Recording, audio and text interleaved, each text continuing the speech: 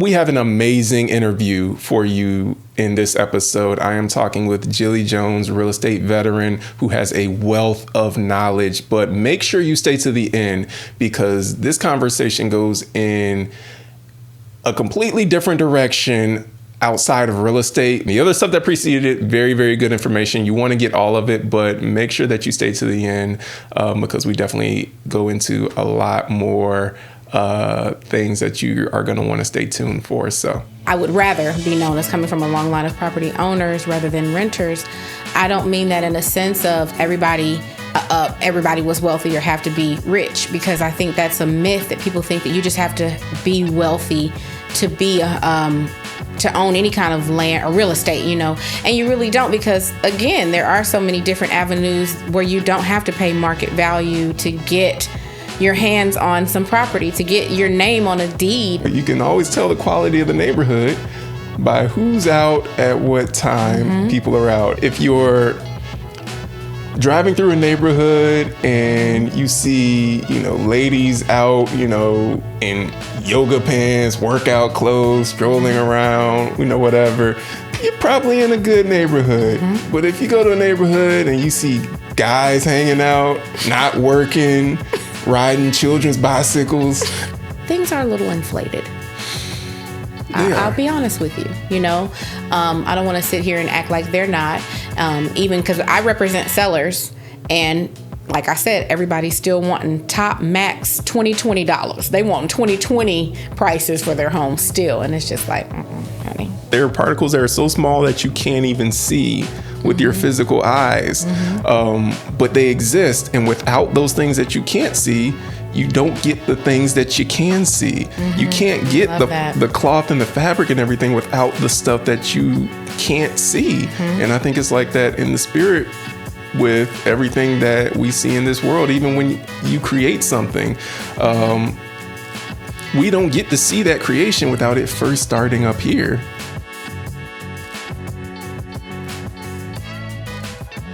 So thank you for taking the time to tune into this episode. We are here with Miss Jilly Jones, and she is a real estate veteran, member of the National Association of Realtors.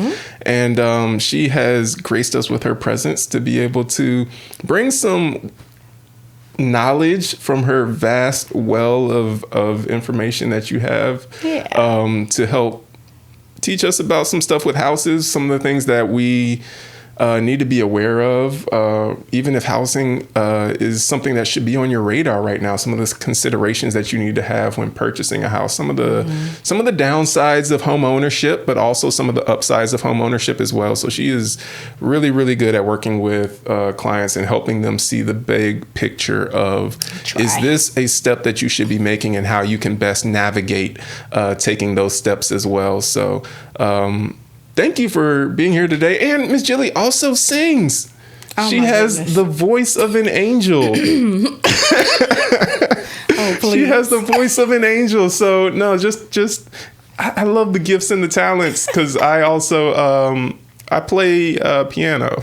I'm trying to learn how to play guitar, but yes, I play piano as well. A long line of musicians, honey. Everybody in my family does something. Oh wow, okay. Yeah. So I mean, thank you for coming in and allowing me to do this interview with you. I'm looking forward to it. Absolutely. Thank you for having me. To start with, why real estate? Because I know real estate is a cyclical market. It has its highs, it has its lows. I mean, we've seen that recently with the pandemic and what the market was doing then, but now it's kind of taking a turn now, especially with interest rates and everything. Right. So I guess jumping straight into it, why real estate with the career or the choice that you decided to go with? Well, sales jobs never really scared me or anything. So I wasn't thinking about cycles, and I really didn't know what I was getting myself into. It was one of those things where my back was up against the wall and I needed to make a choice, and I got a job trying to do everything but that. And then I got let go. That's a last resort. I was like, okay, fine. And I enrolled in real estate school with like my last $400 or $500. And It's just been ever since. Gotcha. But yeah, I didn't know what I was getting myself into. But I had been an entrepreneur, right? Because I was a cosmetologist for however many years, 13, 14 years before that. So I was used to building a business from scratch, having to build up clientele, having to work off of the sweat of your own back. There's no, if you don't work, you don't eat type of thing. You know, there's no vacation pay. There's no, oh, I'm sick. Okay, sick pay. There's none of that, you know. So I had the work ethic already. I think that I needed for entrepreneurship. And to me, real estate was just another form of entrepreneurship, just like cosmetology was. When you're working in a salon and you have to pay your booth rent and you have to do that on the strength of your clientele. So you're in Atlanta now. And you serve, I guess, the metropolitan Atlanta area. Are you from Atlanta originally, or did you move here? Because I know Atlanta has a very diverse population with a lot of people from all over the country that are now moving into Atlanta, and it's a fast-growing city and everything. It is. But no, I've been here, I think this fall will be 7 years. Okay. So, and prior to that, I was in Texas for the first however long of my life. So with the market and everything where we're at right now, definitely some challenges. So with this next question, I feel like, well, I won't preface what I'll think the response will be. I'll let you answer that. But yeah, don't steer me. What do you think do you think this is a market in which buyers should be looking to buy right now? I know there is, especially as a loan officer, talks of interest rates possibly going down in the future, maybe at the end of this year, but looking more like next year. Just basing that off of, you know, things you hear with the Federal Reserve and what they're looking at doing. Do you think this is a good time for people to jump into the market, or do you think that people should be holding off a little bit and waiting until, I guess, you know, brighter skies or bluer skies come through before they jump in? There are no gray skies in real estate. There's no gray skies in real estate. There are no bad times for buyers because it just depends on what the person's motivation is. You know, if they can wait, then it doesn't mean that it's a bad time. It just means that it's not the right time or it's the wrong time or something like that. But right now with buyers, they are getting, okay, like in a buyer's market, obviously buyers would get most to all of the concessions that they ask for. You know, in a seller's market, buyers would get very little to no concessions, or the ones that are asking for the least concessions would win. Right now we're in a seller's and a buyer's market. It's like so I think that both parties are having to give and take to make deals work, but both buyers and sellers can still make deals work and come out on top in this market too, because like, for instance, if I ask for $8,000, just on average, $8,000 in closing costs, $7,000, I'm likely to get it. Sometimes they may come back at $5,000. Now, in a seller's market, they may come back at $2,000. But right now, sellers know I kind of want to sell this house. So, all right, instead of 7, I can do 4 or 5, you know? So I think that buyers are still winning right now. I think that sellers are, like I said, they'll give them some. They're not giving them all concessions because it is not just a buyer's market. It's like how can I combine the two words? It's like a sire's market. Okay.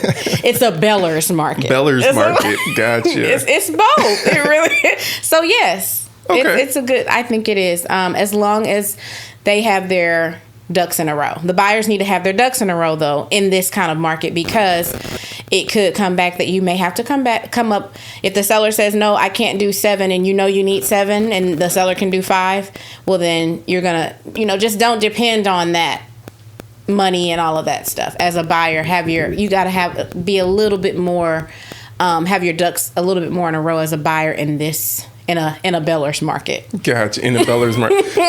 So new word, heard it first here. Beller's market. That's a thing now. Oh yeah. So heard it here first. Yeah.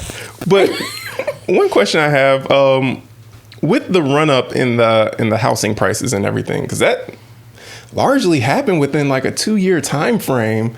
I know the market was heating up prior to the pandemic, but when 2020 hit, from 2020 up to like 2022, when we had super low interest rates, huge demand for everyone wanting to purchase houses, we saw home prices go from like 200,000, 250, 300,000 to immediately now you have like $100,000 worth of equity in your home in a matter of a year and a half, 2 years. I was a beneficiary of that because I purchased my home in 2019, or my second home. I purchased a home prior to that, but purchased the home in 2019, and then all of a sudden now my home is worth way more than what I paid for it in just a short amount of time.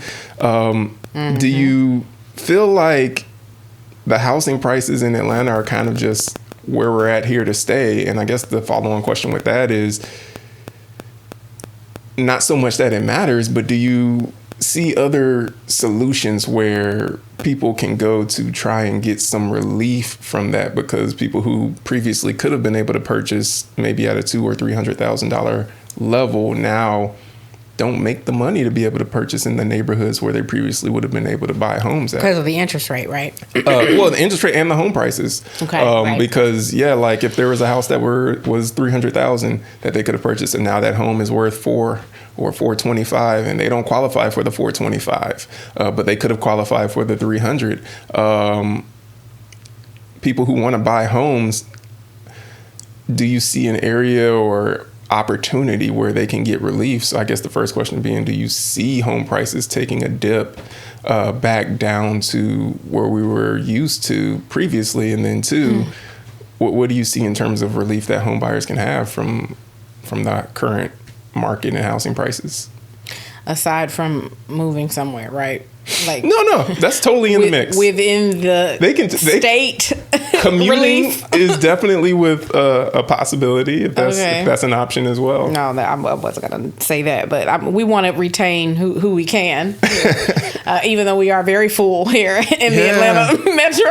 And let me just say we are very full. But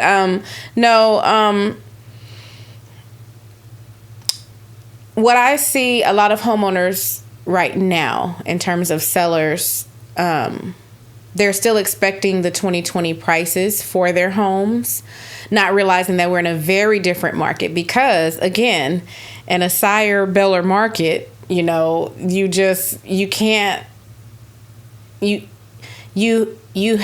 expectations as a seller need to come a little bit further down compared, we want such and such thousand for our house. And it's like, okay, but this is a different market. It just really is. And so what I'm seeing is homes sitting on the market a little longer ahead of, and this is kind of something that as realtors, just talking amongst ourselves, we kind of predicted, or at least I did anyway, would happen. Because it's always kind of been, just an unsaid thing that, sometimes a house will sit on the market a little bit longer, just depending on not just the market conditions, but of course the home conditions too, but the market conditions. So I've been seeing houses sit on the market maybe about 30 days on average more than what we were in 2020 to 2022-ish. Okay. And in that time, I'm seeing price drops. 10, 15, 25, 40,000. I personally, one of my last listings dropped the price at least 50,000 over the span of 3 months. Okay. So, what sellers are wanting for the house, they're not necessarily getting, but they're not getting too far away from it either.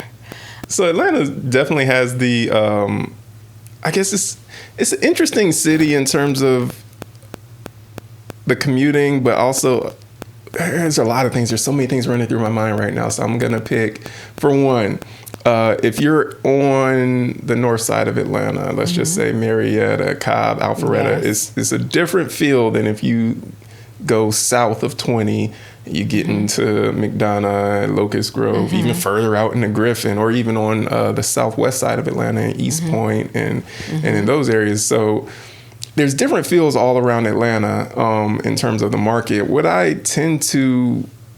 The conversations I tend to have with people center around them wanting to live in a particular area, but not being able to afford the housing that's in the area where they want to live.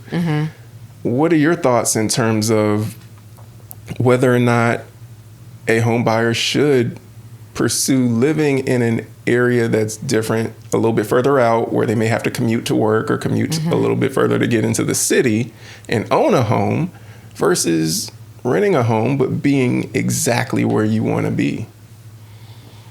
So you're saying, what are my thoughts as far as what would be I know it's more of a personal thing, but like from your perspective, because do you currently own right now, or do you rent right now? Yeah, I'm renting right now. I sold earlier this year. I was a homeowner actually from the time I moved here.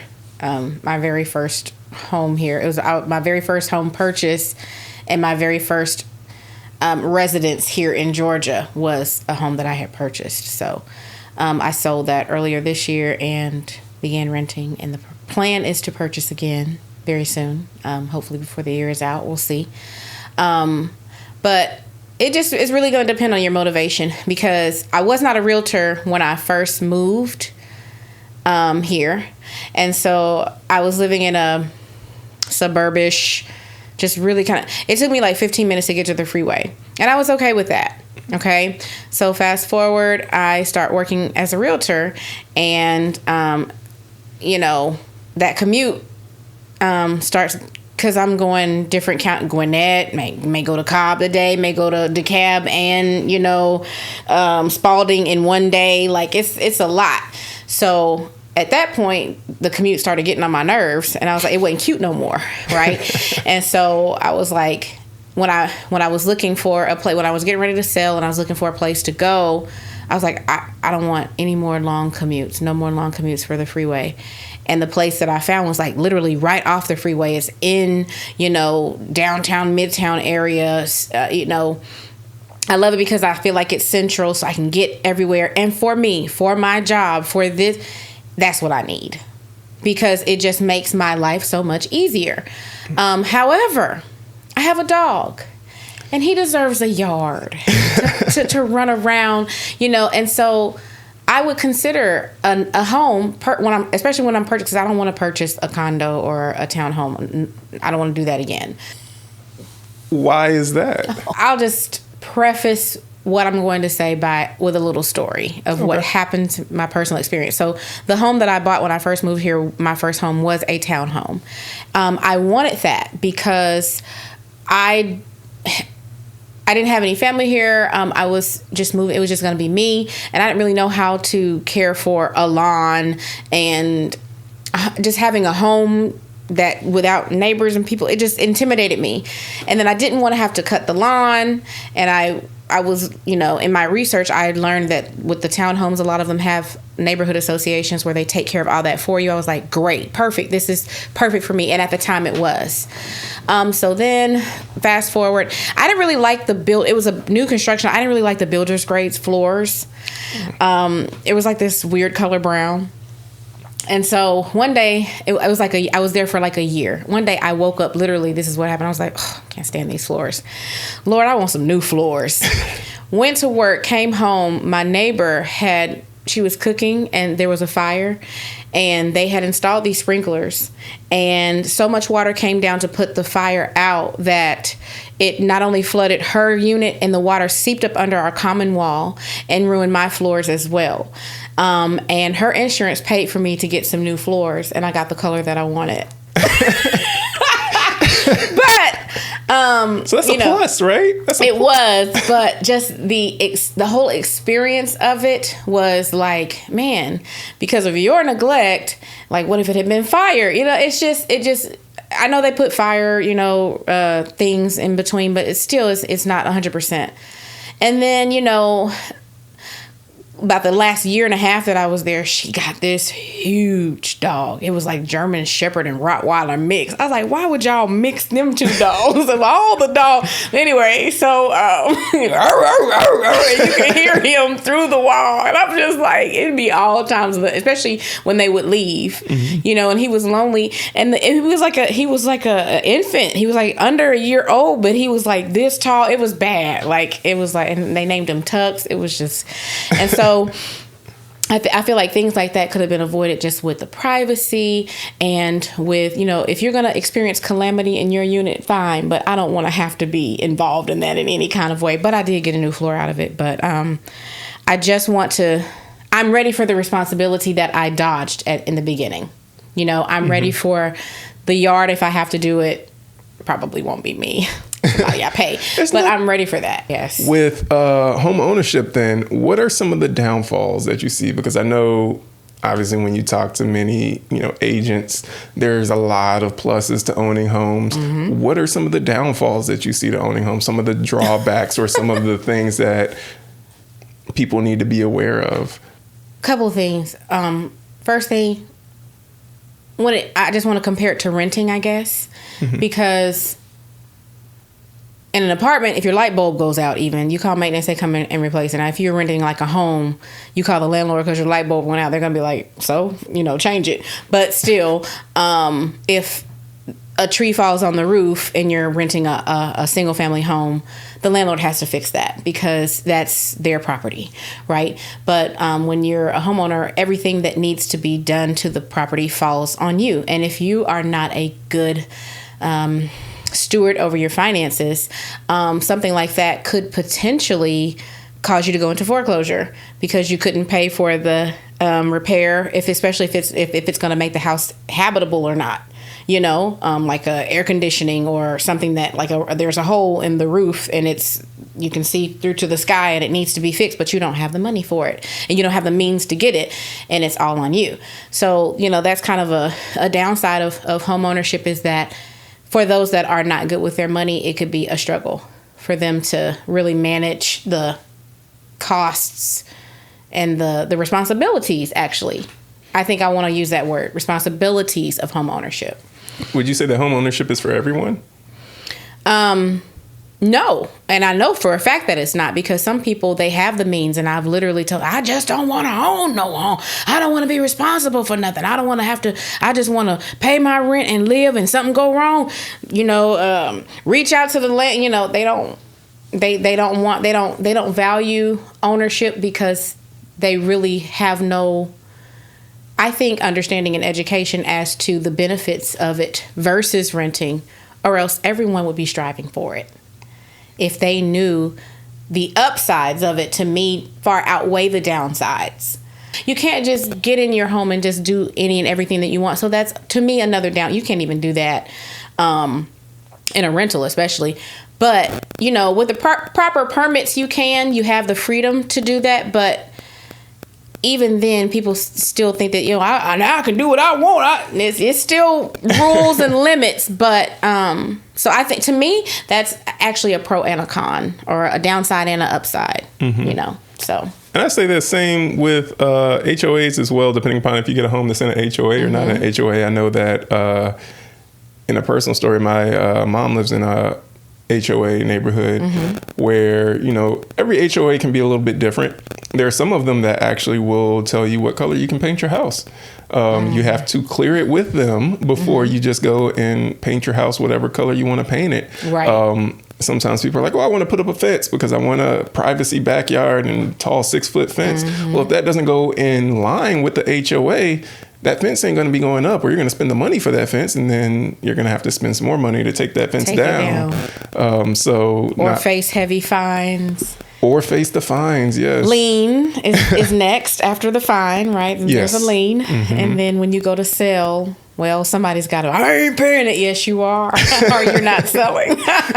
So, yeah. No, I can agree with that. When we being my wife and I were looking at purchasing our home, that was one of the things that I wanted to stay away from, was homeowners associations. I don't blame you. I was like, I don't want all of the extra requirements and restrictions on what I can do with the property and how I can but I will say there are some positives to it. That's what I was about to say. Because you get the neighbor, and we have some great neighbors, I will say, but there are some neighbors that live in other neighborhoods, not necessarily ours, where they don't upkeep their properties. You know, you can see the grass, but not the front door, because the grass done grown up so tall that it's covering, you know, everything, weeds. The house is looking, you know, run down. And that affects the property values of all the other homes in the area. Yes, it does. So when you have those situations, it's like, well, HOA would have been nice, because then they have to upkeep this, or the HOA could fine them, and the HOAs can actually foreclose on your home as well. Yes. So there are some pluses to it as well. And that's exactly what I was going to say, because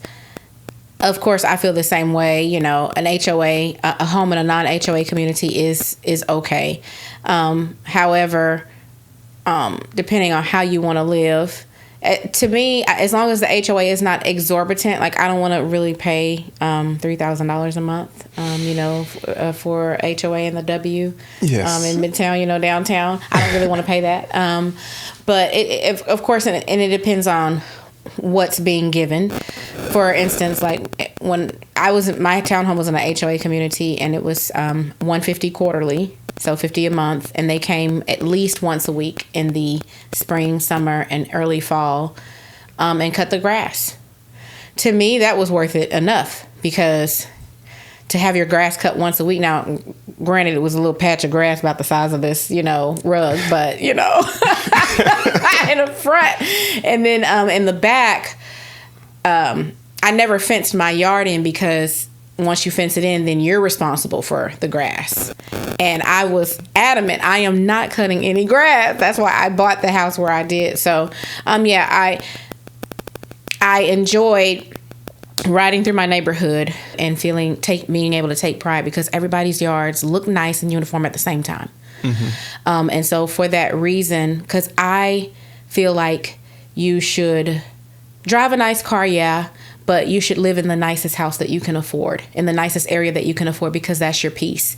I can't control, when I leave out the four walls of my home, even when I'm at church, I'm not guaranteed peace. When I leave out of the four walls of my home, in the marketplace, in, you know, at school, wherever I'm going, work, I can't control my level of peace, because I can't control what other people are doing. My home is the only place where I feel like I have some level of just about total or complete control. And so I need for that, not only the environment inside, but I think the environment outside can sometimes affect how much peace I feel on the inside of the home as well. So I need for this area that I control to just be in the nicest. So when I come home, I really feel like I'm getting away from the things that I can't control. So if there's an HOA, I don't necessarily mind it. I'm a drive-througher, and I tell my clients to do this as well, especially if it's in an area that you're not familiar with or that you are questioning, but you like the house. I tell them, drive through here on a weeknight, drive through here on a Saturday night, and drive through here on a Friday night. Drive through here on a weekend, you know, and this is before we, a lot of times I tell them to do it during due diligence. Because, you know, once that's done, then, you know, too late after that. If you see wild parties here, I don't know. But really researching the area before we even start looking in that area is wise for the buyer to do. But yeah, I mean, if you as a buyer are just looking for, you know, certain areas, and being a realtor, we have to be so careful with how we present information to buyers about different areas. But I think the safest thing for me to say to my clients is always do your own research and go to the property at these certain times so you can see. And that's what I did, you know. I drove around on a Friday night to see how many people are hanging in the streets, if anybody, if any, you know, are there people sitting on their cars, you know, having loud conversations outside of my, like, what am I in for, you know? But like you said, yeah, somebody can move out and then move in, and that whole dynamic can change. And it's like, you know what? Don't worry, y'all can stay, I'll leave, you know, that kind of thing. But I heard a sketch or a joke by Chris Rock one time where he was talking about, you can always tell the quality of the neighborhood by who's out at what time people are out. And I don't know if you heard it, but he was talking about how if you're driving through a neighborhood and you see, you know, ladies out, you know, in yoga pants, workout clothes, strolling around, you know, whatever, you're probably in a good neighborhood.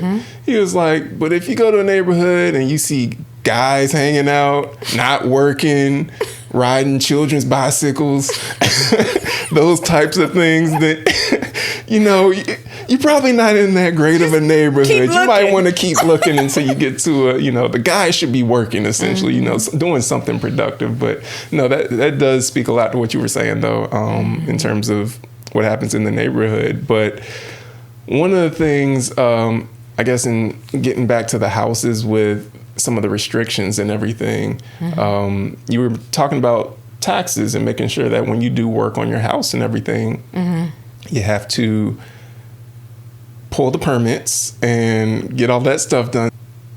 When you go to do the taxes and do everything the proper way, and you increase the value of your home, the government wants a piece of that. And I think that a piece of why people don't do the permit route is because if you make upgrades and updates to your house, and all of a sudden your house goes from being worth, let's say, $400,000 to $450,000 or $500,000.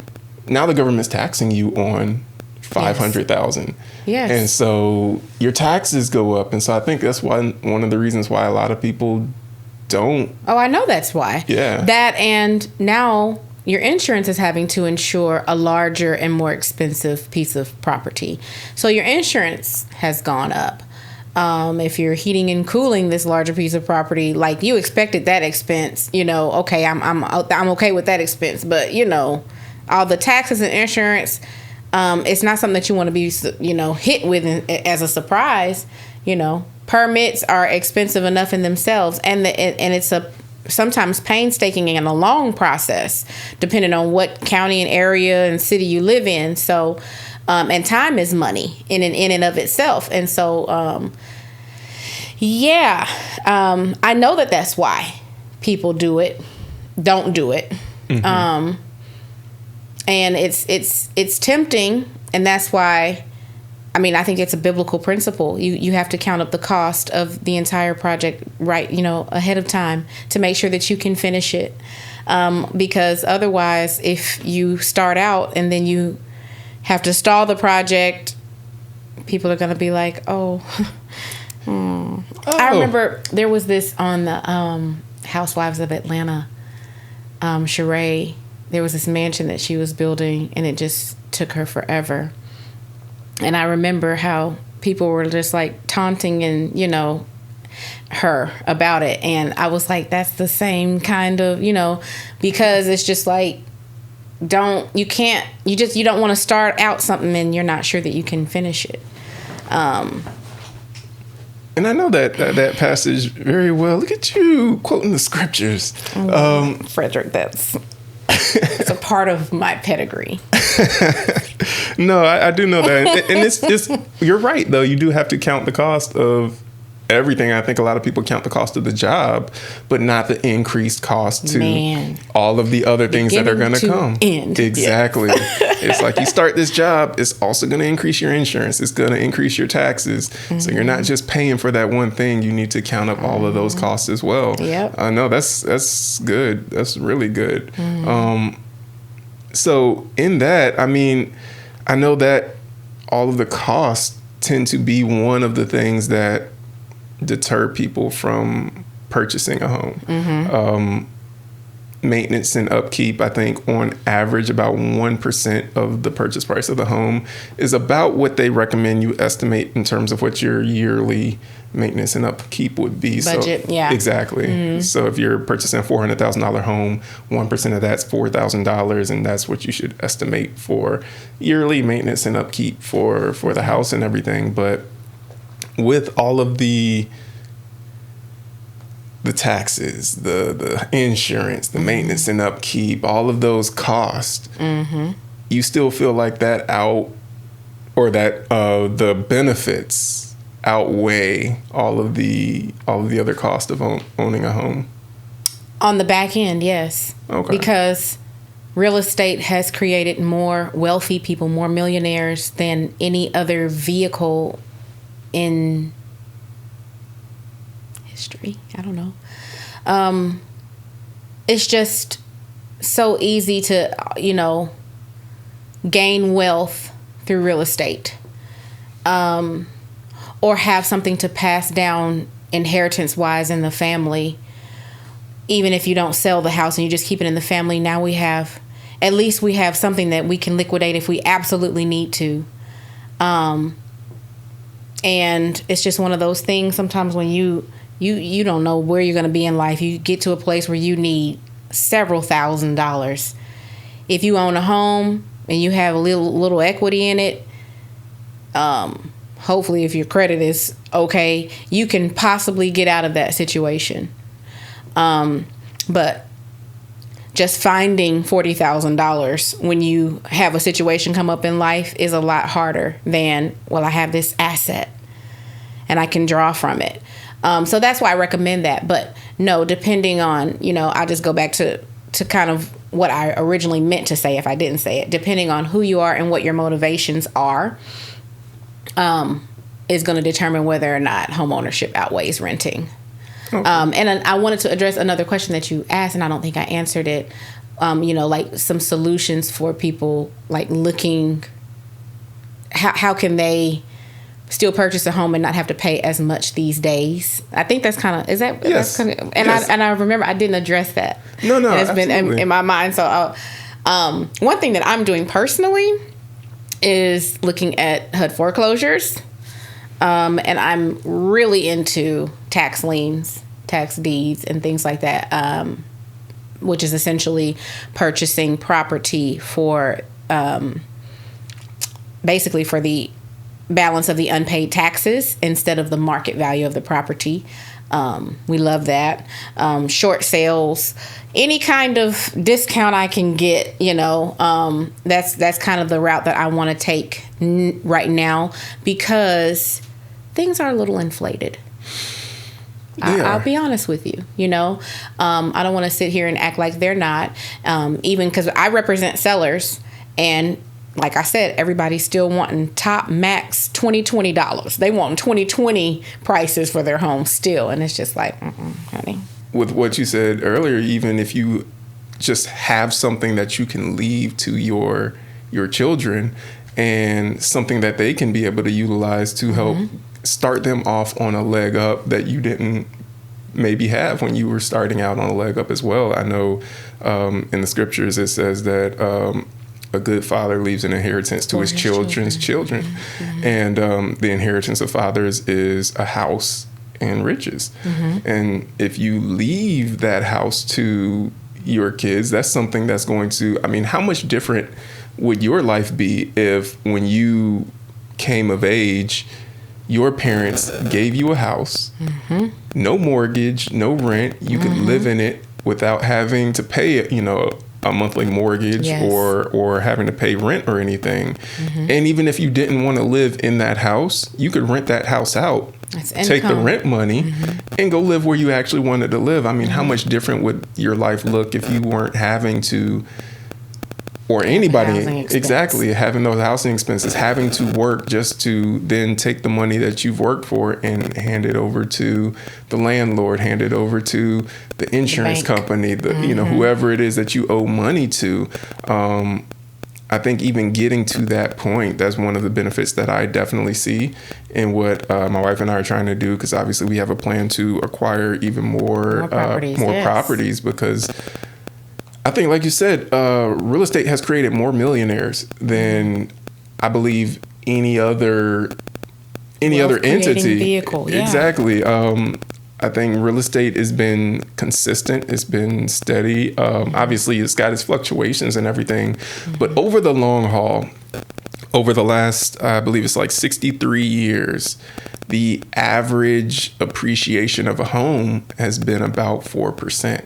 And so you've got, that includes, I mean, if you think of the .com crash when the market went down in early 2000s, and then you think of 2008, that includes all of that, and the pandemic, it's just been steady. It's been a steady, on average. Obviously you had a huge drop but even if you bought in 2006 or 2007 and then in '08 the market just drops, if you had held that house, it's more than tripled in value by now, which means that the market still comes back, and real estate is still that solid investment. And in the time when the market is down, you still own a house. That in and of itself has value, not just for you, but for someone else that you might rent it out to, or Airbnb it, since that's a thing now that wasn't a thing. Like traveling nurses getting $3,000 per room per nurse. Just having something that you can tap into if need be, even if you don't sell it.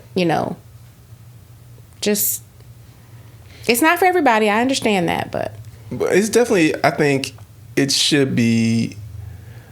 I don't think it's for everybody at this time, or at whatever time, currently in life. There's some people who are just not responsible enough, some people who are not financially ready, some people who are not ready because of their credit. But I do think it should be a goal for everyone to own something of value that ideally is appreciating in value year over year, and to have that to be able to give the next generation a leg up. Like the whole ideology of, kids turn 18, you kick them out of the house and go figure it out, because that's what I had to do. It's like, no, if I can give my kids a leg up and start them above where I started at, then I'm going to do what I can to give them that leg up, because I believe that if I instill in them the right morals, the right, ethics, that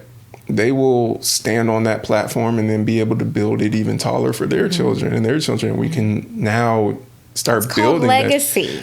We can have a legacy. We can have a legacy. We can build that generational wealth and do things the way that I believe they should be done, rather than they get out and now they're starting from ground zero, and then their kids get out of the house and they're starting from ground zero. It's like, we don't have to just stay here. We can continue to increase and elevate and everything. So that's my soapbox, I guess you could call it. Yeah, I mean, personally, I want, if someone looks at my lineage and my generational whatever I leave, I want people to, I want a lineage or to come from a line of homeowners. I really do. If it's, do I want to come from a long line of renters or a long line of property owners? It's property owners.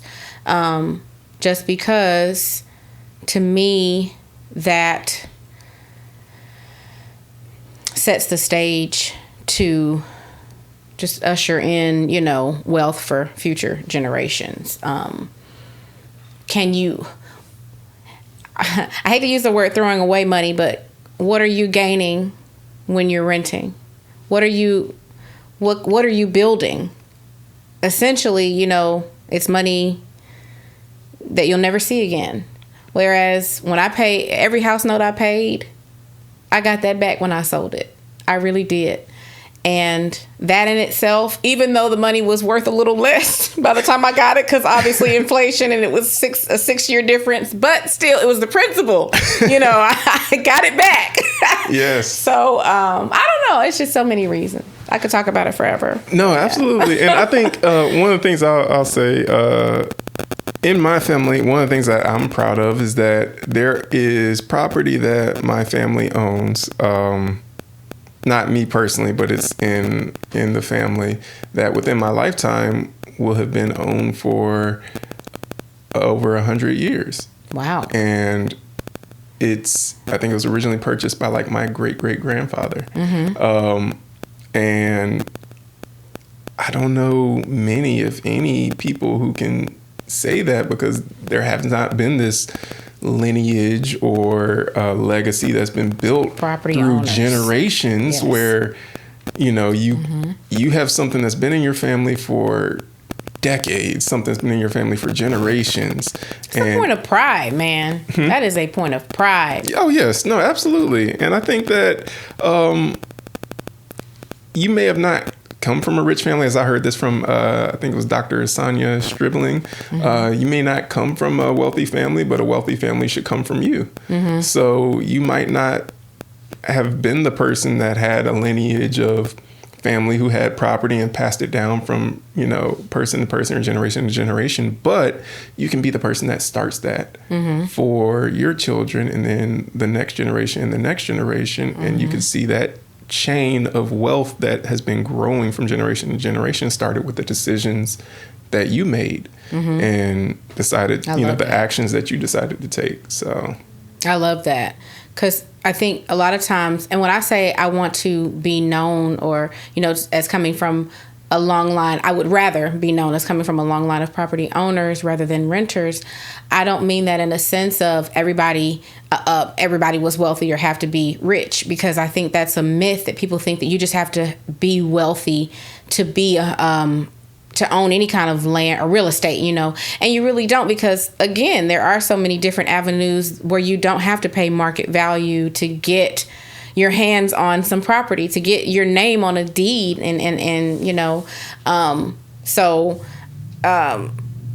just knowing that, I think if you have that ambition, I think people need to understand that it's not always super expensive.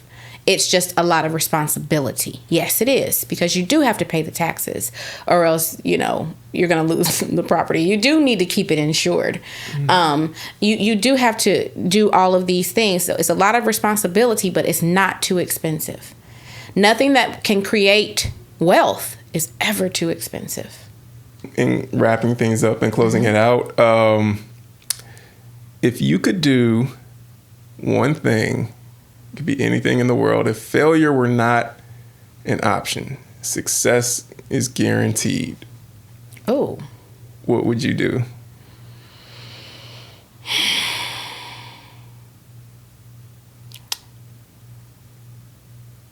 Goodness. I wasn't prepared for that question. It would be probably something. I probably would just go ahead and press fast forward on my eventual long-term goal, which is I want to own an office park, a hotel or apartment complex, and I don't know about developing a neighborhood. I haven't gotten to that point yet, but because I'm really into commercial. I work with both, but commercial is my thing. But if I knew that I couldn't fail, I would just press fast forward on that goal, and then duplicate it a few times. Because that is when I retire, or let's just say, I wanted to stop working whenever. I don't want to not have income coming in. I'm not saying that I'm going to stop having income. I'm just stopping working for it. I never have to get out of my bed in order to earn however many millions I'm earning, honey. Oh, nice. So that is what I would do. Okay. I would just become a real estate mogul a lot quicker than what it's going to take me, because that's where I'm going. See, I like that you spoke that into, that is where you are going. It's not where you would like this. It's where you are going. You're going to be there. So no. Well, I'm actually already there. I believe, I'm just a firm believer that, you decree a thing and it shall be established. That's in Job 28, I believe. And so when the way that I see things is, before I got here, everything in my life was already planned, and every blessing and every good thing that's ever supposed to come to me has already been done. But sometimes it doesn't manifest because maybe I don't come into agreement with it because I'm not speaking the right words. I do believe in manifestation. I do believe that we have what we say. And so, if it's always, I'm so tired of having a bad day, I'm so tired of things not going my way, then a lot of times we see that we get more of that. But I love the fact that we have imaginations and that it's not necessarily considered lying when we use it, because it comes in handy when it comes time to speak words of faith that will actually bring things into our existence that we really do want. And we have to realize that our words at all times have to match what we want instead of what we see. And a lot of times people, well, I'm just a realist, or, I don't want to lie, but the word of God does tell us that we could speak those things that be not as though they were. Well, it says that he does. It says that he does, but he lives in us. And when we believe in him, then we can do the same thing. So I just try to make sure that my words match my what I want to experience. And I found that has helped shape. I've gotten places that other people have gotten quicker. I've gotten there quite a bit slower, I feel like. But one thing that I can say is that I've seen just about every scenario and I feel prepared. I don't feel awkward or like I'm out and I don't know what's going on, or I feel lost. Like sometimes when you shoot to the top or you shoot to success too quick, anything that grows too fast, it doesn't have a stable foundation. So, I would rather have moved a little slower and made sure that when I climb, I never have to descend back to any of those prior levels, prior lessons. Learn your lesson, honey, and keep moving forward. Because any lesson you don't learn, you have to repeat. There is a lot of good in what you just said. I'm sorry. No, that was good. That was really good. Something that I got from Myron Golden was talking about how, to us, most of everything is just the past or the future. In the way that he puts it, he's like, you never really grasp the present, because as soon as you say something, now it's in the past. Everything that we've said in this podcast is all in the past now. And then we're looking forward toward the future. But to God, who stands outside of time, everything is just a snapshot in the present. He's looking at the everything. It's all in one. It's like it's already happened. He's the beginning and the end, the Alpha and the Omega. So it's, I really wanted to go deeper, but I didn't know how much, because I had a little bit more to say about it, but I didn't want to really go. I'm not trying to preach a sermon, but go ahead. By all means. I really believe this principle, like literally everything that I would have ever needed was done. Any believer anyway would have ever needed was done over 2,000 years ago when Jesus hung his head and he said, "It is finished." Those last 3 words that he said, that was any healing, any financial blessing, any spiritual advancement, any natural advancement that anybody that believed in him would ever need. It was done over 2,000 years ago. So therefore, when in this present moment, in my present life, if I see something that doesn't appear to be done or part of the finished work, I know that is the intruder. It doesn't have a right to be here because Jesus said that it was finished. And so that gives me the right to take authority over these things that are not in place or not in alignment. And because he said it was finished, then I have to say, well, no, this is how it's going to be. Pain, you can't live in my body, because he said by his stripes I was healed. And so that's how we overcome spiritually, because everything in the physical happened first spiritually. Everything that we see here, and we see, that's even demonstrated as far back in the Bible as Genesis 1. Everything that was created that we see was created from spirit first. And so if we're experiencing sickness here in this physical realm, it didn't start here, it started up there. And so we have to figure out how can I crack and decode what's going on up there spiritually. What's going on spiritually that's causing this sickness? Because he said, "Beloved, I would that you would prosper and be in good health, even as thy soul prosper." Oh, so if I'm not in good health, then that means that there's a soul issue.